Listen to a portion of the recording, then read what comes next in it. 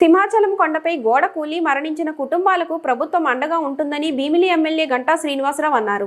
ఘటనా స్థలంలో అలాగే కేజీహెచ్ వద్ద బుధవారం మీడియాతో మాట్లాడుతూ ఈ సంఘటన దురదృష్టకరమని పేర్కొన్నారు. బాధిత కుటుంబాలకు సానుభూతి తెలియజేశారు. దుర్ఘటన జరిగిన వెంటనే ముఖ్యమంత్రి చంద్రబాబు ప్రజాప్రతినిధులను ఉన్నతాధికారులను అప్రమత్తం చేశారన్నారు. సహాయ చర్యలు వేగవంతం చేశానని, క్షతగాత్రులకు మెరుగైన వైద్య సౌకర్యం అందిస్తున్నామని వెల్లడించారు.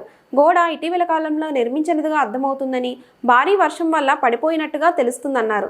నిర్దిష్ట కారణాలు తెలుసుకోవడానికి ప్రభుత్వం ఉన్నత స్థాయి కమిటీ నియమించిందని చెప్పారు. బాధ్యులైన వారిపై కఠిన చర్యలు తీసుకుంటామన్నారు. మంత్రి కొండపల్లి శ్రీనివాస్, విజయనగరం ఎంపీ కలిశెట్టి అప్పలనాయుడులతో కలిసి సింహాచలం కొండపై జరుగుతున్న నిర్మాణ పనుల నాణ్యతను గంటా పరిశీలించారు. గోడ కూలిన ప్రాంతాన్ని చూశారు. స్థానిక కార్పొరేటర్ విపి నరసింహం తదితరులు వెంట ఉన్నారు. అనంతరం కేజీహెచ్ దగ్గర మృతుల కుటుంబీకులను పరామర్శించి ధైర్యం చెప్పారు.